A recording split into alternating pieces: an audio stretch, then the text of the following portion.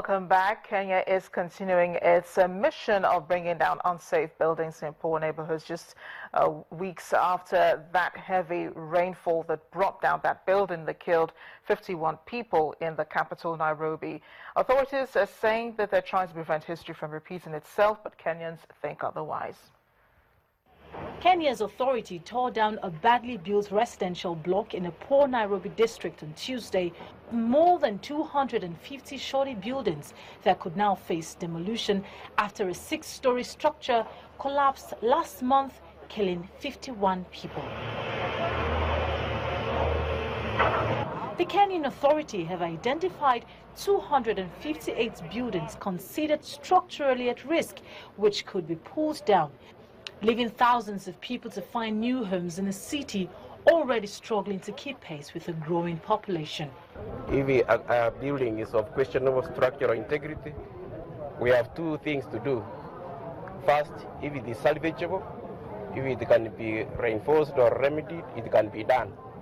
If it is completely unsalvageable like this one, where engineers have confirmed that it's completely unsafe and there is nothing you can do to make it safer, this one is normally recommended, and the necessary orders have been given to the owner to bring it down. But they have been reluctant, so when they are reluctant, normally they are assisted to bring it down. Some residents complain that they had nowhere else to go as they put together their belongings, ready to leave the buildings where an X sprayed in red prints indicated the block's fate. Lead consultant of Sovereign Insight, Vincent Kimosop, joins us from Nairobi, Kenya, to discuss the pulling down of buildings in his city. Vincent, thank you for joining us on Network Africa. You're welcome. How are you?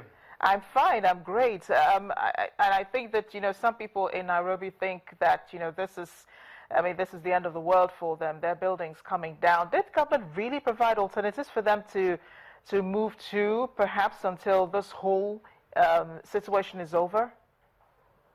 First of all, I think it is good to indicate that Article 43 of the Kenyan Constitution guarantees Kenyan socio-economic rights. One of them is conducive housing.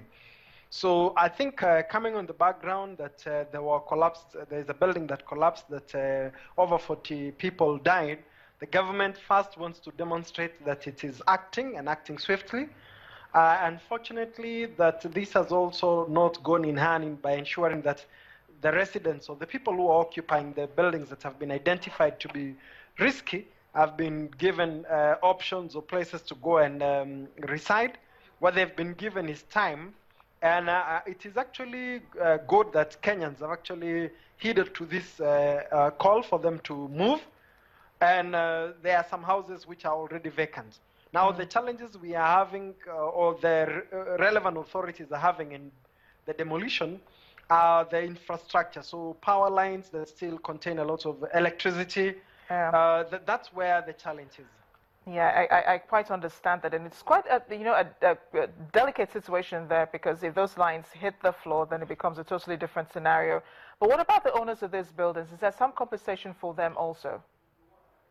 Of course, they will say that they are investors, but unfortunately, the investors that were able to actually bypass some of the provisions that put Kenyans in a very dangerous situation. So on the account of their failure not to observe and to abide by building regulations, then there will be no compensation because of the fact that they were endangering the lives of Kenyans. And others have moved into courts seeking for compensation.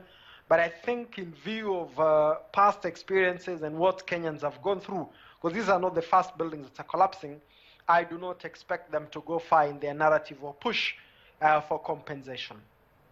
Vincent Kimosop, thank you for joining us on Network Africa. You're welcome.